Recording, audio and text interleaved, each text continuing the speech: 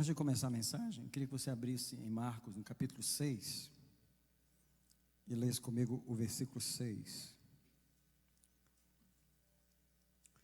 Enquanto você abre, eu queria dizer que o título que eu dei a essa mensagem foi Movendo o coração da região do endurecimento para a região do quebrantamento. Você vai ver o que isso tem a ver com a fé, que nós vamos pregar sobre fé nessa manhã. Enquanto o irmão João orava, ele perguntava ao Senhor: Senhor, o que você quer hoje? O que o Senhor vai falar hoje? Qual é a palavra de hoje? Eu estava ali, eu já sabia, é fé. Mas eu vou começar com a surpresa de Jesus. O que é que surpreende Jesus? Infelizmente, uma das coisas que mais surpreendeu Jesus, você pode pensar assim, que Deus não se surpreende. Eu queria dizer que Deus continua se surpreendendo. E infelizmente, Ele se surpreende com a mesma coisa. E o versículo 6, do capítulo 6 de Marcos, diz as seguintes palavras: E admirou-se. Uau, então Jesus se admira de alguma coisa? Do que Ele se admirou? E admirou-se, ficou chocado com a incredulidade deles. Vou falar uma coisa para vocês, para mim, para nós nessa manhã. Se é uma coisa que choca a Deus, você pode pensar assim, que Deus não se choca, que Deus não se surpreende. E uma das coisas que surpreendia Jesus o tempo todo, ao andar com os discípulos, era a incredulidade deles. O Deus que proveu tudo para nós, Ele se admira quando nós insistimos em não acreditar. É como uma escolha que nós fazemos, uma escolha má, que vai rejeitar tudo de bom que Deus nos oferece e é recebido somente pela fé. É uma escolha que endurece o nosso coração. Essa escolha de não crer, ela anula a capacidade de discernimento dos nossos sentidos e ela termina nos levando à destruição. Eu vou ler aqui de passagem Mateus 13:15. Eu gostaria de sugerir que você decorasse Mateus 13:15. Mateus 13:15 é uma receita de Jesus para explicar o estado das pessoas e também como elas poderiam ser curadas. E infelizmente o versículo está dizendo que as pessoas não são curadas porque elas não seguem essa receita. Mateus 13:15, as palavras são fortes, as palavras são dos lábios do Senhor, e diz: porque o coração deste povo se endureceu, e com os ouvidos ouviram tardamente e fecharam os olhos, para que não vejam com os olhos, não ouçam com os ouvidos, nem entendam com o coração, nem se convertam e eu os cure. Uma das coisas que eu oro muito pela minha vida, e essa é a razão de eu estar pregando essa mensagem, eu não prego mensagens que não passam por mim. É que eu oro contra o endurecimento. Eu não sei se você pensa que você é como um bebê que acabou de nascer ontem e que nunca se endureceu, mas eu reconheço que eu tenho pelo menos 6 décadas de endurecimento nessa vida. E o que leva a gente a ser incrédulo, o que leva a gente a não crer, o que leva a gente a admirar a Deus, fazer o Senhor se admirar, é esse endurecimento em nós. Porque endurecimento puxa endurecimento. Deus fala, você não crê. Deus mostra, você quer mais uma prova, você quer mais uma explicação. Deus dá sinais de tudo que Ele já fez até aqui. Nada disso é suficiente para nós. Nunca é suficiente. Porque o problema é que a gente realmente é endurecido e a gente não consegue crer. Eu digo para vocês, a minha oração tem sido uma só: me faz crer. Me permite crer, acreditar. Eu já creio o suficiente para pregar, eu não estou falando desse nível de fé. É possível eu crer o suficiente para ensinar o mundo inteiro e não ter fé para receber um milagre. É possível crer o suficiente para nunca se desviar e saber que esse é o caminho da verdade, mas nunca experimentar o sobrenatural, porque não consegue crer de verdade naquilo que prega, naquilo que fala. Então, eu estou lendo o Novo Testamento agora, na minha leitura, e eu estou no livro de Marcos. E pode saber que vocês vão ter muita mensagem no Novo Testamento, porque é onde eu estou lendo, é de onde vai sair. E ao passar nesse capítulo, me chocou muito a palavra do versículo 23 de Marcos 11, onde ele falou: se você falar a este monte, transporta-te ou lança-te no mar. E essa expressão aqui, ela é apenas um referencial a qualquer problema que a gente está mandando sair da nossa vida, ou que a gente está pedindo para sair da nossa vida. Porém, ele diz o seguinte: se você disser a esse monte, lança-te no mar, e não duvidar no seu coração. O problema é esse. Se não tivesse essa frase, estava tudo resolvido. Se fosse só mandar um monte ir para o meio do mar, e that's it, não precisasse fazer mais nada, já tinha um monte de montanha dentro do mar. Mas o problema é que as pessoas que mandam os montes para dentro do mar não creem no seu coração. Eu digo para vocês, não é fácil crer no coração, porque o coração ele tem duas regiões de operação. Ele pode operar na região do endurecimento. Deixa eu explicar para você. Você pode orar na região do endurecimento. Você pode ler a Bíblia na região do endurecimento. Você pode falar em línguas na região do endurecimento. Você pode profetizar na região do endurecimento. Você pode fazer um monte de coisas na região do endurecimento e o coração continua duro. Entende? Então tem uma outra região em que o coração pode operar, que é a região do quebrantamento. A região do quebrantamento é onde você crê sem esforço. É onde você naturalmente crê. É onde você não tem dificuldade. É onde você não faz esforço para crer na palavra de Deus. É onde você não tem dúvida. É onde a dúvida não passa na sua cabeça. Porque o seu coração está quebrantado, ele está sensível. O que não deixa a gente crer é o endurecimento do nosso coração. Jesus deixou isso bem claro para os discípulos. Quando ele fazia milagres, curava, expulsava os demônios, multiplicava os pães, ele teve que chamar eles para uma continha. Sentou eles no banco e falou assim: conta para mim aí, quantos pães vocês recolheram naquela multiplicação que eu fiz? Quantos? Conta para mim, eu quero saber quantos pães. Porque eles não criam. E na segunda, fala para mim da segunda multiplicação, quantos cestos vocês recolheram? Sabe, Jesus ficou chocado, e Deus continua chocado todos os dias com o endurecimento e a falta de fé do seu povo. Eu não quero chocar mais a Deus. Eu não quero que Deus se admire depois de ter lido a Bíblia tantas vezes, de depois de ter pregado tantas mensagens, de depois de ter feito tantas orações a vida inteira, tantos jejuns, eu continuar com o coração duro, sem conseguir crer. Eu não quero que o Senhor se admire de mim. Marcos 6,6. E admirou-se da incredulidade deles.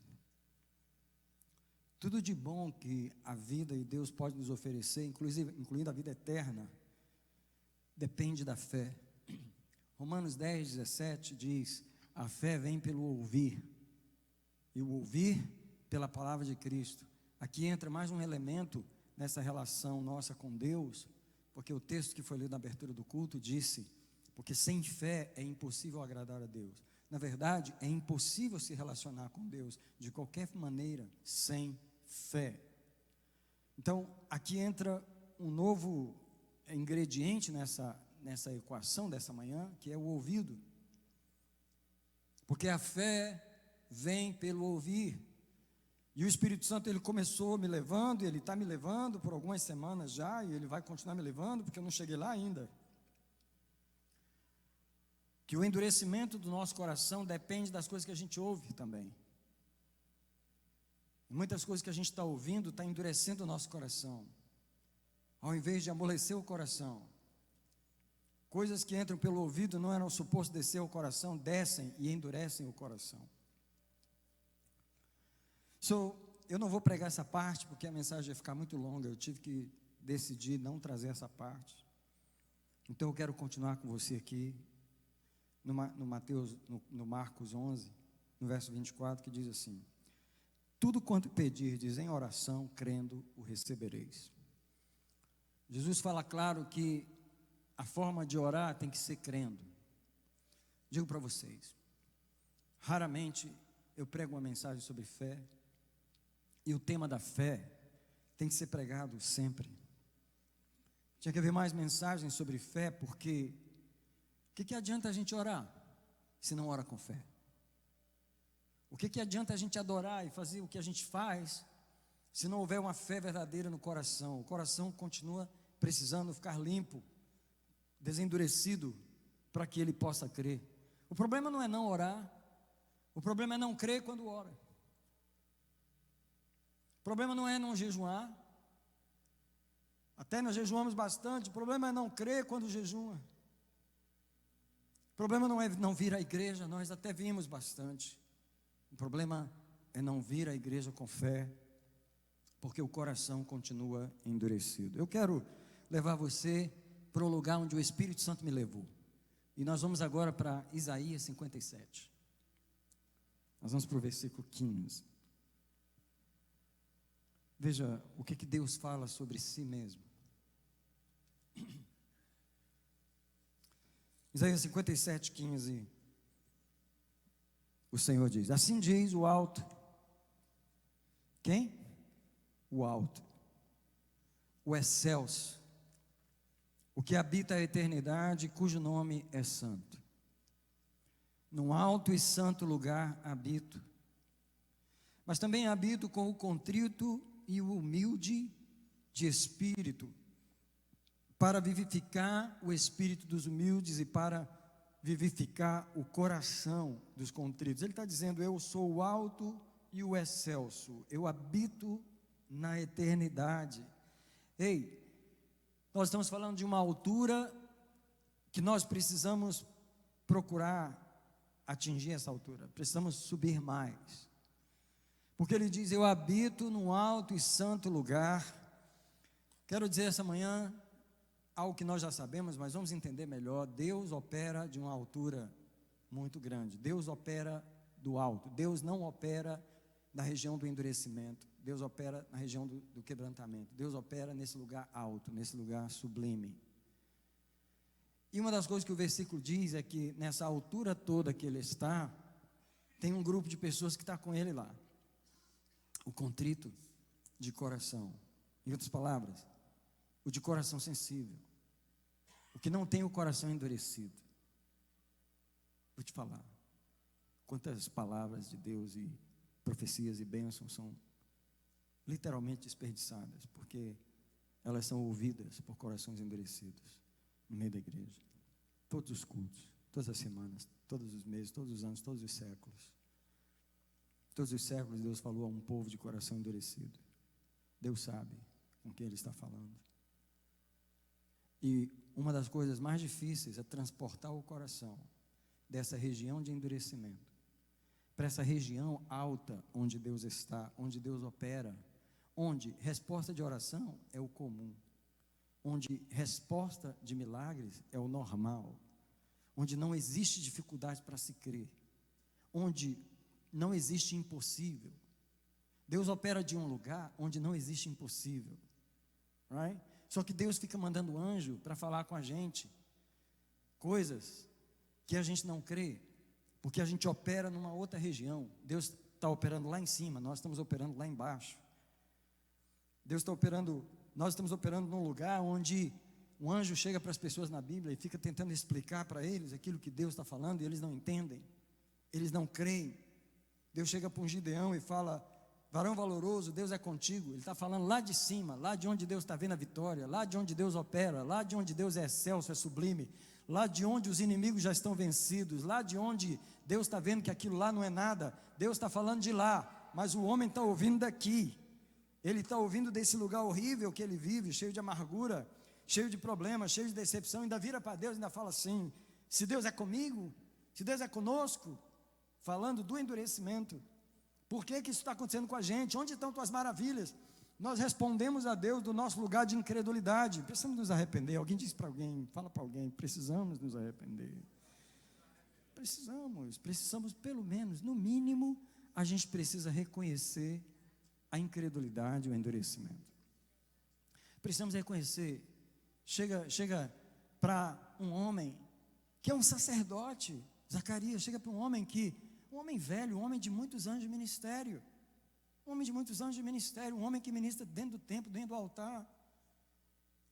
Um anjo aparece para ele, e a razão que o anjo aparece para ele é porque ele está fazendo orações, não se sabe há quantas décadas. Zacarias está fazendo oração por uma coisa simples: dá-me um filho, uma coisa simples. Sabe quando você ora, e você nem acredita mais, você nem espera mais? No dia que Deus responde, você surpreende a Deus. Em vez de surpreender a Deus com uma fé, você surpreende a Deus com uma total incredulidade. Deus envia um anjo, Deus envia Gabriel. Escuta, Gabriel não é um anjo qualquer, apesar de que qualquer anjo que chegar para mim é especial, não importa. Mas Gabriel não ficou feliz. Gabriel não ficou feliz com aquela reação de Zacarias, quando fala: ei, o Senhor ouviu suas orações, a sua mulher vai ter um filho. Isso é a resposta daquilo que o homem esperou a vida inteira. Ele está recebendo, Deus está falando daquele lugar onde tudo é possível, Deus está falando daquele lugar alto, sublime, excelso, onde Ele habita com o contrito, humilde de coração. Isso é o que crê, o que espera, o que continua crendo, sem ver evidências. Zacarias não está aqui olhando para uma mulher envelhecida, para um corpo envelhecido, para um Deus que não responde, um coração chateado. Vira para o anjo e diz assim: como que isso pode acontecer? O anjo não gostou daquela resposta. Eu também não gostaria. Eu também me surpreenderia. E ele diz: ah, é? Gabriel fala umas coisas para ele que Gabriel não falou para ninguém. Gabriel fala para ele assim: ei, eu sou Gabriel, eu assisto diante do Senhor, tá? E Ele me mandou te falar essas palavras, as quais se cumprirão no seu tempo certo. Mas porque você não acreditou no que eu falei, você vai ficar mudo por 9 meses. Você não vai falar até que as minhas palavras se cumpram. Come on, church. Se eu fosse você, eu orava. Desesperadamente eu orava, dizia para Deus: me livra do meu endurecimento, me livra da incredulidade, não deixa eu te surpreender com a minha incredulidade. Eu estava nesse processo de Deus dizendo: eu opero lá de cima. Quando Deus me lembrou de Apocalipse 4:1, esse versículo tinha que estar gravado na sua Bíblia. E quando eu falo isso, não é só um jargão. Eu queria que você literalmente riscasse o versículo na sua Bíblia. Eu posso te mostrar a minha Bíblia, acho que dá para ver daí, não dá? Dá para ver daí? Sabe, porque quando uma coisa tem importância para você, e a palavra de Deus deve ser de maior importância, você precisa marcar aquelas coisas, sabe? Bíblia de crente que tem fé, ela é marcada, entende? E Apocalipse 4:1 é uma palavra para nós nessa manhã, porque ela diz assim: depois destas coisas, eu olhei, e eis que estava uma porta aberta no céu. Para aí, por favor, para aí um pouquinho comigo. Existe uma porta aberta no céu em todas as nossas situações. Alguém diz para alguém, ou para mim, ou para você, ou para Deus: tem uma porta aberta no céu. Agora fala assim, por favor: sempre tem uma porta aberta. Pergunta do Espírito de Deus para mim e para você é: você sabe que sempre tem uma porta? Segunda pergunta: você vê essa porta aberta em todas as situações? Agora só um detalhe aqui, para não demorar muito no versículo, senão eu vou fazer uma pregação só em cima dele. Fala para mim assim: a porta está aberta no céu.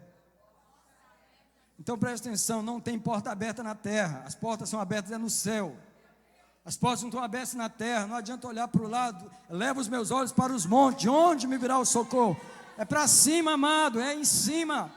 Os portais não se abrem embaixo, eles se abrem em cima.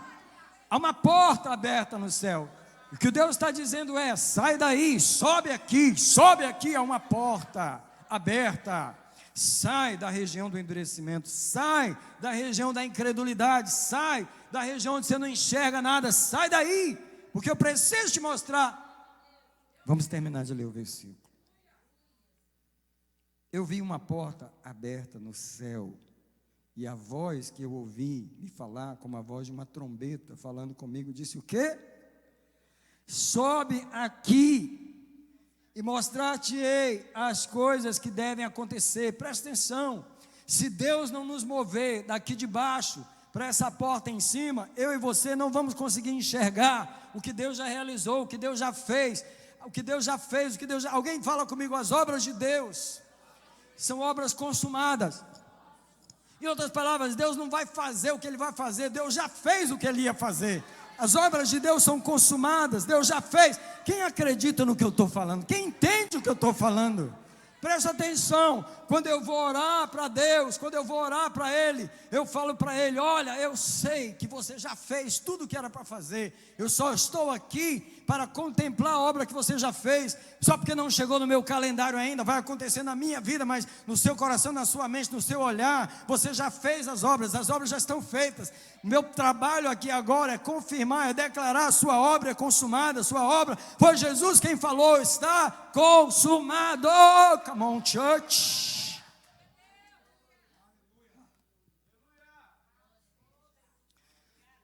Nós servimos um Deus de obras consumadas. É um paradoxo falar que Deus não vai fazer o que Ele vai fazer, porque Ele ainda vai fazer, porque Ele não fez ainda, mas a verdade é que Deus já fez tudo. Deus já realizou. Deus já nos respondeu. Deus já finalizou o propósito em nossa vida. Tudo que era para a gente fazer já está feito, já está garantido, já está resolvido. Quando Deus fala com a gente, você precisa entender o lugar de onde Ele fala.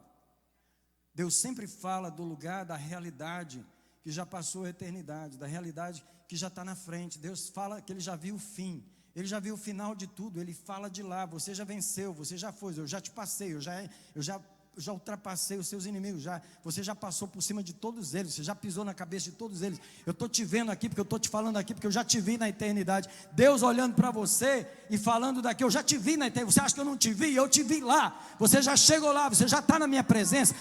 Ei, você já foi coroado, eu já te vi a tua vitória. Teus inimigos, a cabeça deles foram todas cortadas. No meio do caminho você enterrou todos eles. Ei, Deus está falando do lugar onde Ele está vendo essa obra. O problema é o lugar de onde a gente está ouvindo essas coisas. Nós estamos ouvindo de um lugar de incredulidade. Nós estamos ouvindo de um lugar: mas como assim? Eu não estou vendo nada, eu não estou sentindo nada, eu não estou entendendo nada. Quem te pediu para entender alguma coisa? Quem te pediu para sentir alguma coisa? Quem te pediu para você opinar naquilo que Deus falou? Deus falou, já resolveu, aquilo está resolvido. Come on, church. Alguém fala com Deus assim: me move da incredulidade para o terreno da fé. Toda vez que Jesus se admirou, Ele se admirou dos dois lados. Ele se admirou quando Ele encontrou a incredulidade. Ele fez questão de mencionar isso. Ele jogou na cara dos discípulos várias vezes: homens de pequena fé, por que duvidaste, homens de pequena fé? Ó geração perversa, até quando eu terei que tolerar vocês? Uma coisa que chocou Jesus e continuará chocando Deus a vida inteira é a incredulidade do ser humano. E quando em algum momento especial alguém creu, aquilo surpreendeu Jesus. Aquilo surpreendeu Jesus de um jeito que Ele não deixou de mencionar. Quando aquela mulher veio, Sirofenícia, pedir, ela não tinha direito de pedir que a filha dela fosse liberta. Jesus chamou a mulher de cachorrinho. Eu achei o máximo. Você pensar que Jesus chamou, se você chamasse uma pessoa de cachorrinho hoje, você ia preso. E Jesus chamou. Jesus falou: eu não posso tirar o pão dos filhos e dar aos cachorrinhos. Falou, chamando ela de cachorrinho. A mulher falou: sim, Jesus, deixa eu te falar mais. Os cachorrinhos que o senhor está falando aí, que eu incluída, come das migalhas que cai da mesa, Senhor. E sabe o que Jesus falou? Mulher, por causa dessa palavra, a tua fé, a tua fé, a tua fé. Jesus se admirou quando aquele centurião chamou Jesus para ir na casa. Alguém já estava preparando um café para receber Jesus. O homem do meio do caminho vira assim: não, você não vai lá porque eu não sou digno. Você não vai lá porque eu não sou digno. Sabe o que? Você manda uma palavra só. Você manda uma palavra só. Jesus falou assim: ei, nem em Israel eu achei tamanha fé. Jesus se surpreende com a fé de alguém, da mesma forma que ele se surpreende com a incredulidade. Se alguém quer surpreender a Deus, já sabe como.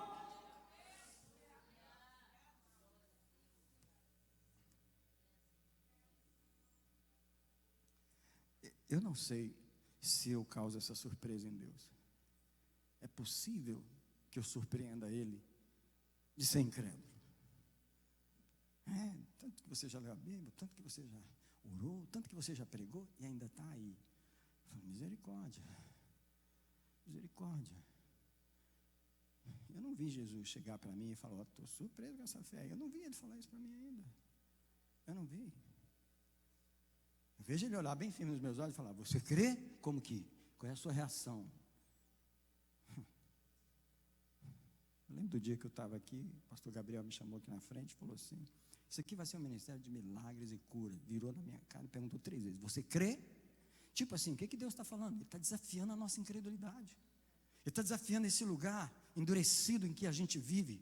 Ora dele, jejuma dele, dá dízimo desse lugar, fazemos tudo desse lugar. Como é que nós vamos ter a manifestação de Deus, sendo que nós operamos dessa região? Alguém diz comigo: me move daí.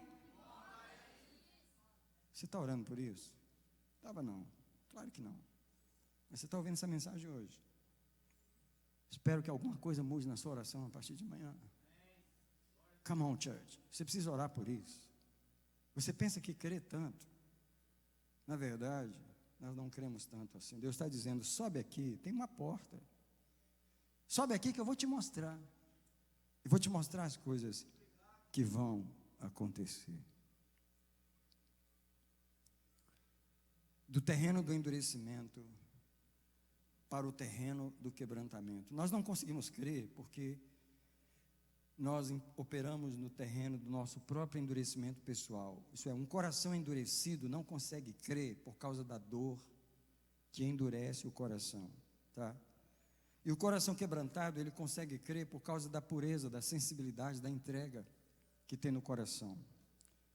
Eu digo para você, eu vou perguntar aqui, fazer uma pausa aqui.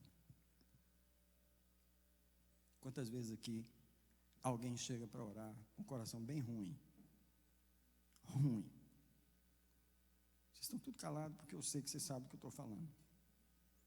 Coração ruim. Ruim é desanimado, ruim é carente, ruim é misericórdia, Jesus. Ruim é até quando, Senhor? Ruim é, Senhor, eu não entendo. Diga comigo, ruim.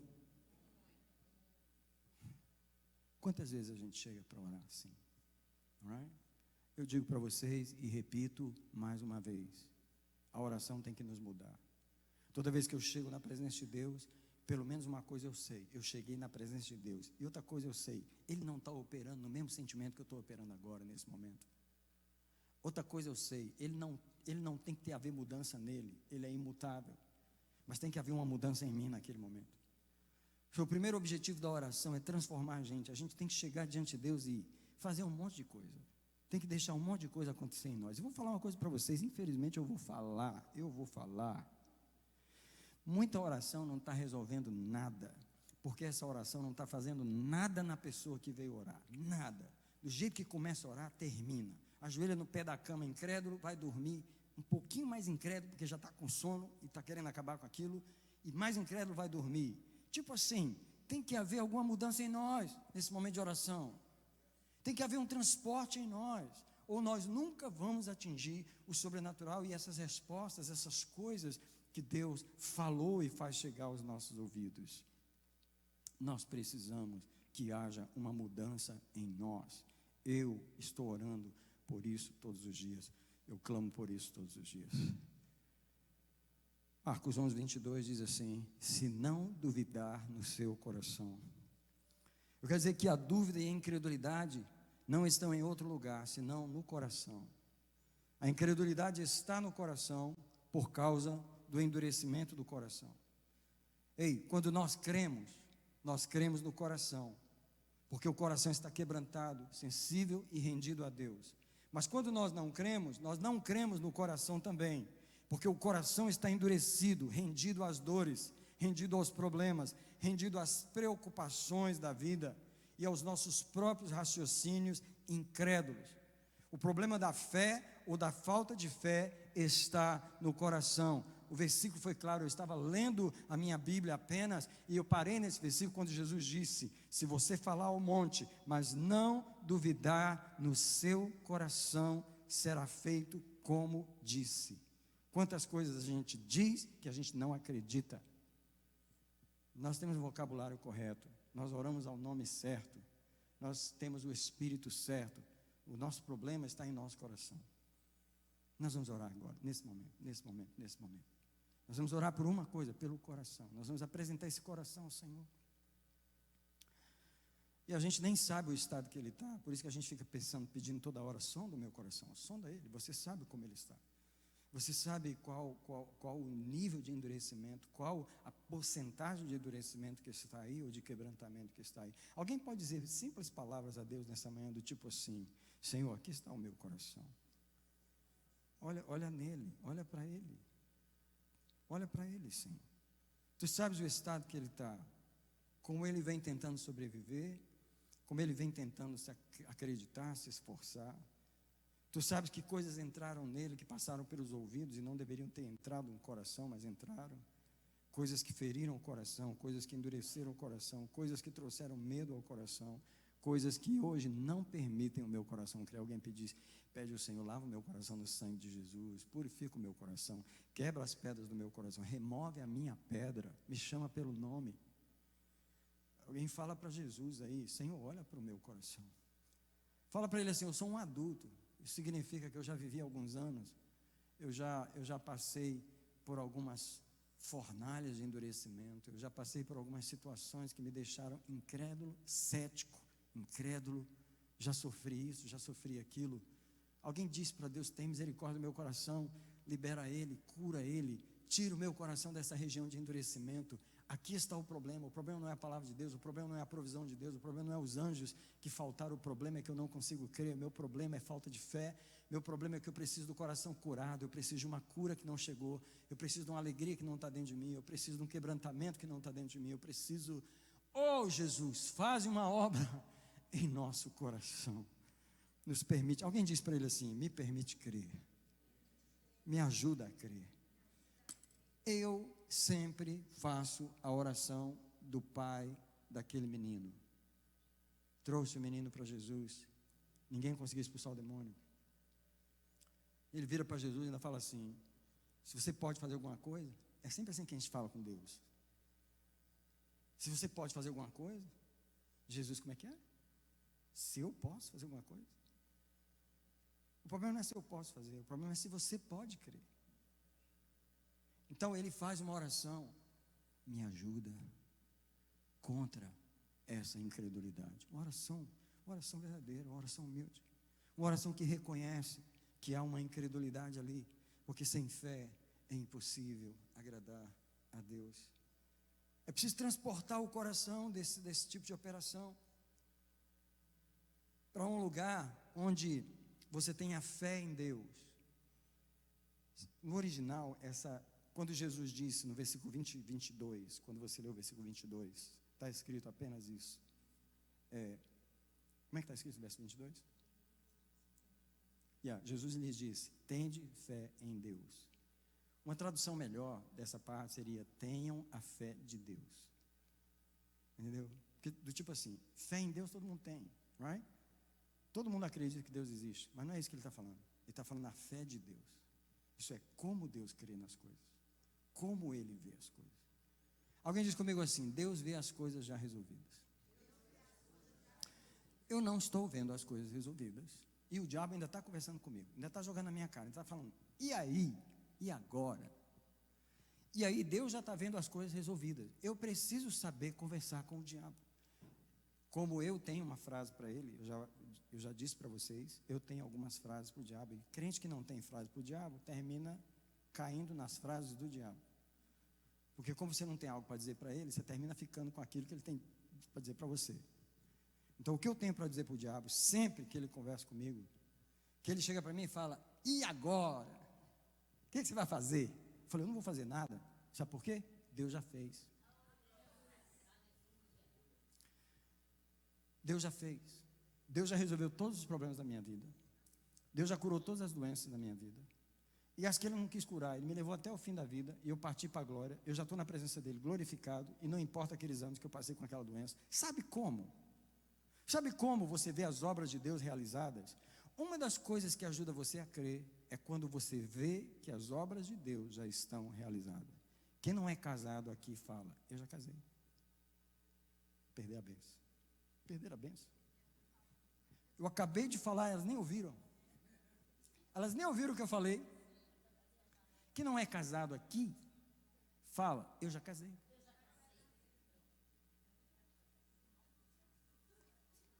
Por que você já casou? Porque dentro do tempo de Deus, aquilo já aconteceu. Quem consegue enxergar isso? Quem consegue enxergar isso?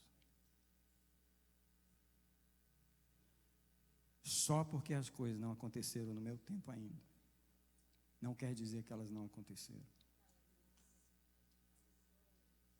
Come on.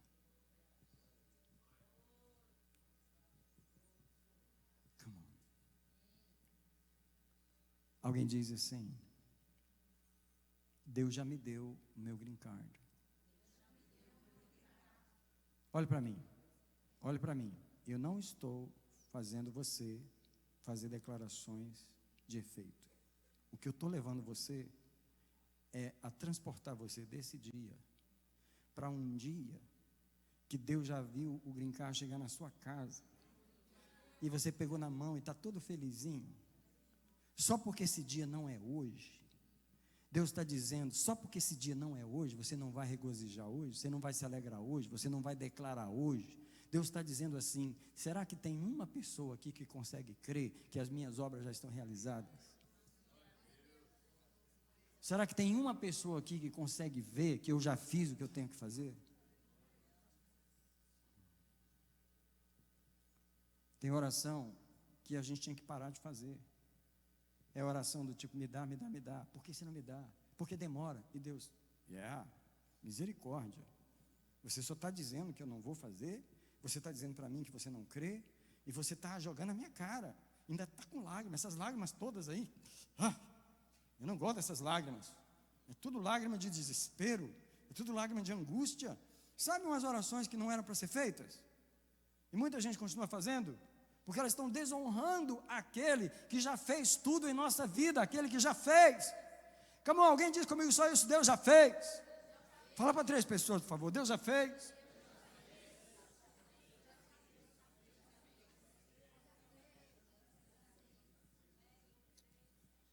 Aquele que criou o universo não vai fazer as coisas. Ele já fez as coisas. Ele já realizou todas as coisas. Uma das coisas que eu gosto de falar para Deus, eu sei que Deus gosta de ouvir algumas coisas que eu falo com Ele.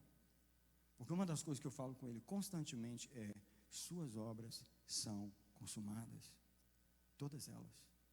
Eu quero te louvar por todas as tuas obras consumadas. Você não vai fazer as coisas. Você já fez as coisas. Afinal de contas, tu és Deus. Acima dos homens, és Deus. De todo o universo, és Deus. No céu e na terra, és Deus. Come on, como é que a gente fala isso e não sabe o que está falando? Come on, church. Como é que a gente cita a palavra eterna e não acredita? O nome crente significa aquele que crê. Alguém diz comigo, as nossas orações precisam mudar. Fala assim, por favor, elas precisam honrar a Deus. Como que eu honro a Deus com as minhas orações? Como? Vou te dar um exemplo. Ó Senhor, é o dia 25 de maio. Eu vim aqui te agradecer porque tudo tu já fizeste na minha vida. Eu vim aqui te dar graças, porque está tudo realizado. Eu vim aqui agradecer por aquilo que não chegou, mas no teu calendário vai chegar amanhã. Eu quero te agradecer, eu vim te dar graças pela solução. Eu vim te dar graças porque todos os meus inimigos já estão derrotados. Eu vim te dar graças porque as minhas respostas já chegaram. Eu vim te dar graças porque a minha vida faz sentido. Eu vim te dar graças por tudo que você já fez. Tem coisa que a gente tem que parar de ficar pedindo. Sabe por que demora tanto em chegar? Porque você fica pedindo, e toda vez que você pede, você só está dizendo para Deus: eu não acredito. Eu estou pedindo porque eu sei que eu não tenho. Eu estou pedindo porque eu acredito que não chegou. Eu estou pedindo porque eu acredito que você não me deu ainda. Sabe esse negócio de pedir? Muitas vezes não é esse o tipo de pedir que a gente tem que fazer. A gente tem que parar de certas coisas de pedir e começar a agradecer. Eu me lembro do momento antes que uma das aflições que nós passamos nessa igreja em 2015 foi quando a gente precisava refinanciar esse prédio. E estávamos assim estávamos sendo, como eu diria, pressionados, mas não é pressionados, estávamos sendo, uma palavra mais forte, chantageados. Estávamos sendo chantageados, porque eu recebia cartas na minha casa. Eu recebia a carta do advogado, do dono do prédio. E o advogado estava dizendo assim: o leilão está marcado para o dia tal. Era assim que eu recebia a carta. Não recebia a carta falando: isso aqui queremos fazer um bankruptcy. Não, bankruptcy não, como é que fala? Não, quando está perdendo a casa. Foreclosure. Não vamos fazer foreclosure, não. Nós vamos fazer leilão. Já está no leilão, já está marcado para tal dia. Era chantagem do diabo na minha cara, assim, toda hora. Eu me lembro de um dia que eu entrei aqui para orar, e Deus falou para mim assim: não ora errado não, hein? Deus falou para mim assim: não ora errado não. Vou botar a oração no seu coração, vou botar a oração agora. E a oração era a seguinte: Senhor, obrigado, que o Senhor já fez aquele refinanciamento. Senhor, obrigado, que aquele refinanciamento saiu. Senhor, obrigado. Senhor, obrigado que aquele refinanciamento saiu. Senhor, obrigado. Mas eu sentia no meu espírito, porque a fé de Deus entrou no meu coração. Toda vez que eu ia num banco, o maço de papéis que eu levava, sem exagerar, era assim. Eu fiz 10 maços de papéis dessa grossura, que foi o tanto de xerox de documentos que eu tinha que tirar para ir pedir um financiamento em um banco. 10 bancos. Todos eles, não. Todos eles, não. Naquele dia que eu entrei aqui, Deus falou para mim assim: não ora errado não, hein? Vou botar a oração no seu coração. E a oração é: eu já fiz isso. Eu já realizei isso. Por que você não me adora por aquilo que eu já fiz? E eu senti uma alegria dentro de mim. Eu senti uma fé dentro de mim. Sabe por quê? A fé é um dom espiritual. A fé, ela não nasce da sua carne. A fé, ela não vem dos seus pensamentos. A fé, ela não vem do que as pessoas falam. A fé é de Deus. Ela vem de Deus. E ela agrada a Deus porque ela vem de Deus. Sabe por que sem fé é impossível agradar a Deus? Porque o homem que não tem fé, ele não recebeu fé de Deus. Mas quando a fé de Deus entra no homem, ele agrada a Deus. Porque ele passa a operar numa atmosfera que vem de Deus. Ela é igualzinha à atmosfera onde Deus está operando. E aí há uma ligação entre a terra e o céu, e as coisas acontecem na terra quando alguém opera na fé de Deus. A fé de Deus não fica chorando, não fica choramingando. A fé de Deus não fica se sentindo vítima. A fé de Deus não fica brigando com Deus: por que você não me respondeu? Por que você está fazendo isso comigo? Por quê? Isso não é fé de Deus. Isso é a carne mostrando para Deus o quanto ela não crê.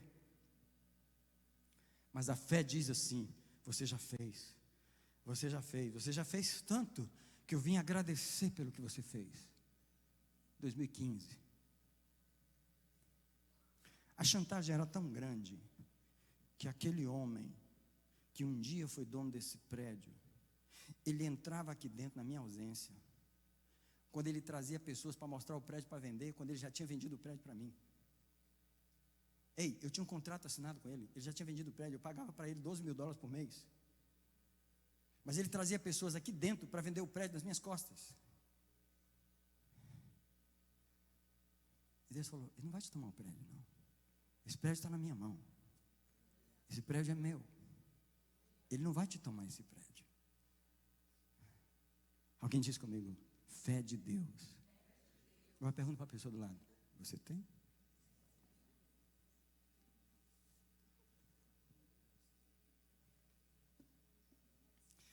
Se você não tem, você precisa ler mais a Bíblia. Porque o que traz a fé é o ouvir a palavra. A fé vem pelo ouvir, e o ouvir a palavra de Deus. Vou terminar a mensagem com o último versículo, que é o versículo 25. Foi interessante porque eu parei no versículo 22, eu não tinha lido o 25 ainda, porque eu não vou adiante quando o Espírito Santo está falando comigo num texto. Quando ele fala comigo numa frase, eu não sigo para a próxima, eu fico lá. E eu não tinha lido o verso 25, até que de ter tido todos esses pensamentos, no versículo 22 até o 24, eu cheguei no verso 25, que ele diz assim, e quando estiverdes orando, isso é, quando você estiver orando com essa fé que eu acabei de falar, perdoe. Eu falei, opa, tem algo aqui. E Deus começou a falar comigo. Vocês não perdoam? É do tipo assim, quando vocês não creem que vocês estão operando na região do endurecimento, essa é a região de onde vocês não perdoam. Vocês não perdoam porque vocês não creem. E um dos resultados da incredulidade é a falta de perdão. E ele começou a falar comigo que a falta de perdão em nossa vida espiritual é incredulidade. É porque o nosso coração está endurecido. Porque na verdade, quando a gente está operando nesse lugar onde a fé de Deus está dentro de nós, uma das maiores facilidades que você tem é de perdoar. Porque o perdão é o maior sinal de um coração quebrantado. Sabe a pessoa que tem a teologia mais correta e o coração mais duro? Está operando a palavra de uma região de endurecimento. E Deus começou a falar comigo. As pessoas que dizem ter dificuldade de perdoar, elas estão simplesmente sendo incrédulas. Porque o perdão é um milagre no coração humano. Se houvesse mais fé verdadeira, haveria mais perdão. Se houvesse mais perdão, haveria mais fé e mais milagres e mais respostas. Porque fé e perdão são os dois frutos da mesma região, a região do quebrantamento do coração. Se eu fosse você, eu orava todo dia, amacia o meu coração, amacia o meu coração, quebra essa pedra dentro de mim. Para te ajudar, usa a música da Marlene Barros, remove a minha pé, essa mesmo, essa que está aí dentro. Remove a minha pedra. Agora, quando você olha para o Salmo 51, verso 17, não precisa abrir não. Eu começo a falar e você termina, tá bom? Vamos lá, vamos ver se tem crente que sabe a Bíblia aqui. Há um coração quebrantado e contrito, não desprezarás, ó Deus. Há um coração quebrantado, por que Deus não despreza? Porque é o coração que perdoa. Ele perdoa por quê? Porque ele crê. Agora eu vou falar uma coisa ruim. Eu vou falar uma coisa ruim que acontece com todos nós. Nós temos uma grande fé no mal. Nós acreditamos demais nas coisas ruins. E uma das razões que a gente não consegue perdoar é porque a gente acredita tanto naquele mal que foi feito para nós, que a gente não consegue abrir mão. E o fato da gente não conseguir abrir mão daquilo mostra o valor que a gente está dando àquilo. E o valor que a gente está dando àquilo é a fé que a gente está colocando naquilo. E a gente coloca aquilo como uma coisa tão grande, tão alta, que Deus diz, caramba, vocês realmente creem no mal. Vocês realmente creem nas coisas ruins. Vocês não conseguem abrir mão delas. E elas endurecem mais o vosso coração e vocês ficam mais incrédulos porque vocês creem demais no mal que eles fazem a vocês. Porque quando você tem a fé de Deus não acredita em ofensa. A fé de Deus não acredita no mal que as pessoas fazem. A fé de Deus não acredita no que o diabo usou ela para fazer. A fé de Deus, a fé em Deus, a fé de Deus não acredita no mal na vida das pessoas. Ela acredita no bem, ela acredita na vitória do bem. Ela acredita que o bem já venceu, ela acredita que o mal já foi destruído. Ela acredita nas palavras de Cristo na cruz, está consumado, os inimigos já estão destruídos, todas as ofensas já estão perdoadas, todo o mal já foi limpado, toda a sujeira já foi tirada, toda a maldade já foi vencida. Eu queria só perguntar quem já leu a Bíblia e leu o final dela, como é que termina? Como é que termina? Alguém quer me falar? Como que termina? Como que é o final do Apocalipse? Como que é? Como que é o final lá? Alguém pode me falar? Como? Como é que termina a história? Como é que termina a história? Jesus reina na Nova Jerusalém. Não é o mal que reina, não? Quer dizer que o diabo não vai ter um império maior, não? Onde é que o diabo vai estar? Peraí, vocês não acreditam muito nisso, não, gente? Vocês não acreditam muito nessas coisas, não? No capítulo 20 de Apocalipse fala que Deus vai lançar o inferno, a besta e o falso profeta no lago de fogo, e ali eles ficarão por toda a eternidade, e junto com eles todos os homens que se afastaram de Deus. Onde é que o mal vai terminar? Aonde Deus já lançou o mal. Por que é que eu e você estamos tão impressionados com o mal hoje? Por que é que a gente está colocando fé no mal, achando que o mal é alguma coisa, que o mal vai fazer alguma coisa? Deus está dizendo: eu já acabei com isso, eu já resolvi isso, eu já lancei no lago de fogo, isso já acabou. Você não pode acreditar no mal. Alguém diz comigo: Senhor, me arrependo de todas as vezes que eu fiquei tão magoado, tão ferido, tão entristecido, porque eu acreditei tanto naquele mal que me fizeram. Por favor, alguém faz essa oração com suas próprias palavras aí, porque o Espírito Santo está nesse lugar, nos trazendo uma revelação, e a revelação é: não creia no mal, não creia no mal, não creia no mal, não creia no mal, não creia no mal que te fizeram na infância. Para de crer nisso, para de crer nisso, para de crer que foi rejeitado, para de crer nisso. Quando é que você vai parar de crer nisso? Deus está perguntando: quando é que você vai tirar o seu coração dessa região? Para de crer que foi abandonado, para de crer que não é amado, para de crer. Quando é que você vai parar de crer no mal? Quando é que você vai crer que eu derramei o sangue na cruz, que eu já fiz tudo, que eu te amei, que eu te aceitei, que eu te escrevi o teu nome no meu livro? Quando é que você vai crer que eu te vesti de justiça, que eu te vesti com um manto branco, que eu vou colocar uma coroa na tua cabeça? Quando é que você vai crer que você vai sentar na minha mesa, que eu vou te servir, que você vai comer a vida eterna, você vai beber do pão, do vinho, do pão, que eu vou beber com você no reino eterno? Quando é que você vai crer que você vai morar com os anjos? Come on, church! Quando é que você vai crer no bem? A oração que nós vamos fazer nesse altar, nessa manhã, é: move o meu coração dessa região onde eu creio tanto nas coisas ruins e creio tão pouco nas coisas boas. A fé e o perdão são frutos da mesma região, a região do quebrantamento. Agora, vou terminar essa mensagem com isso aqui, porque essa mensagem, na verdade, eu estou pregando provavelmente 10% dela. Eu queria mostrar 2 versículos em Lucas, só para mostrar um exemplo de endurecimento. Lucas 1:44. Sabe quem você tem aqui? Você tem aqui João Batista no ventre de Isabel. É a primeira vez na Bíblia que João Batista dá um sinal de vida quando ele não tem nem nome ainda, porque ele não nasceu ainda. Ele está no ventre de Isabel. Come on, church.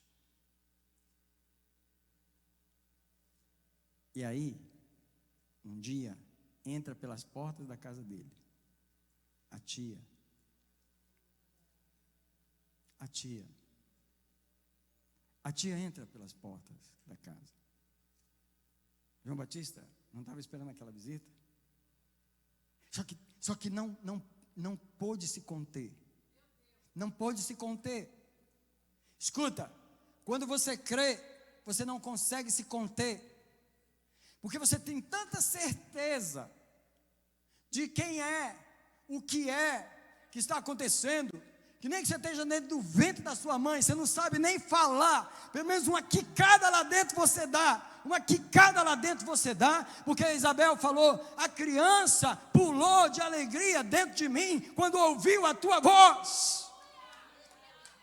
E a razão que João Batista reagiu no ventre de Isabel, é porque ele sabia, de alguma forma ele sabia, que quem estava entrando ali, era a mãe do seu Senhor, aquele do qual um dia ele iria apontar para ele e dizer, eis aí o Cordeiro de Deus, que tira o pecado do mundo. Alguém fala comigo assim, Senhor, me leva para uma região, ou para um estado, onde eu não tenho dificuldade de crer. Olha para mim, que eu vou terminar aqui com essa palavra. No ventre de Isabel, João Batista não teve dificuldade de crer. Isabel para mim, representa essa região de onde eu quero operar. Eu quero operar como um neném, dentro do ventre de Isabel. Eu não quero sair do ventre de Isabel. Eu não quero sair lá de dentro. Eu não quero sair desse lugar onde eu não preciso de evidências para crer. Eu te pergunto, qual é a evidência que João Batista tinha de que Jesus não tinha nem nascido? Provavelmente Maria não estava nem grávida ainda, quando ela entrou pelas portas da casa de Isabel, e João Batista deu um kick lá dentro, a mulher quase caiu, a mulher foi cheia do Espírito Santo, e João Batista foi cheio do Espírito Santo, porque toda vez que você crê, você é cheio do Espírito Santo. Sabe por que nós não somos mais cheios do Espírito Santo? Porque nós não cremos, por causa da incredulidade. Quando você é uma criança pura, numa região de quebrantamento, você crê sem evidências. João Batista nunca ouviu o nome de Jesus, ele não viu Jesus, Jesus não era nem nascido, João Batista quicou dentro de Jezabel. Fala, é ele, é a mãe dele que está aí, eu sei quem está aí, e eu não posso deixar de dar um louvor, de dar uma adoração, eu não posso deixar de quicar aqui dentro. Eu queria estar lá na casa de Isabel naquele dia. Eu não quero sair do ventre de Isabel. Agora, vou te mostrar a tragédia. Lucas 7.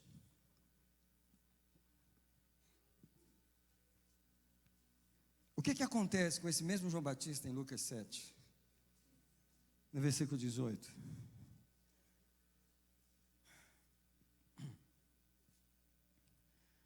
Lucas 7. Os discípulos de João anunciaram todas as coisas que Jesus estava fazendo. Quem? Jesus.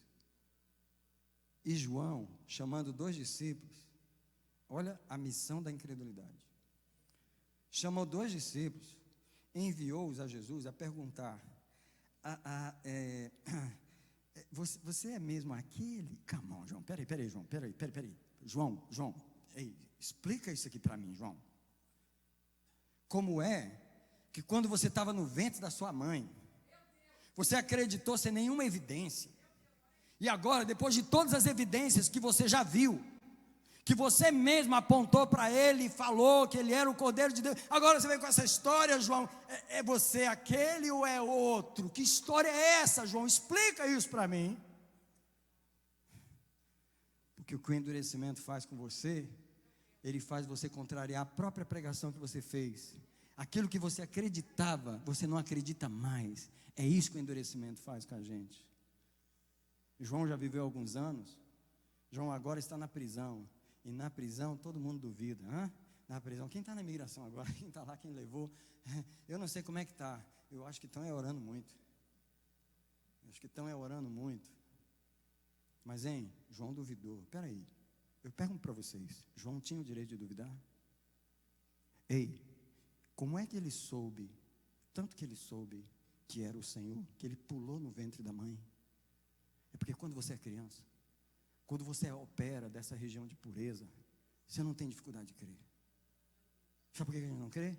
Porque a gente cresceu demais, passou coisas demais, está dentro de alguma prisão em algum lugar, o coração endureceu, e aquilo que você acreditava, você não acredita mais.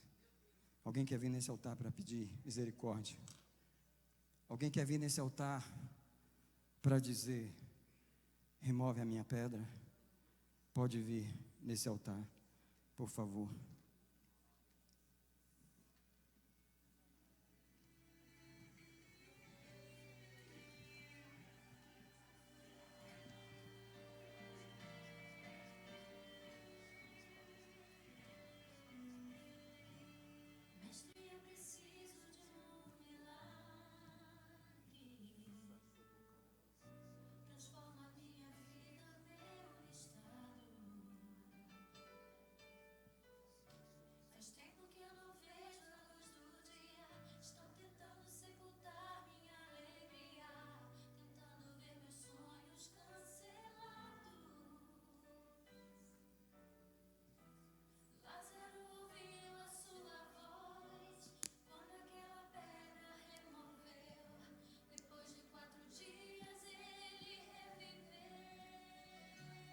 Alguém fala para ele, me ajuda a crer.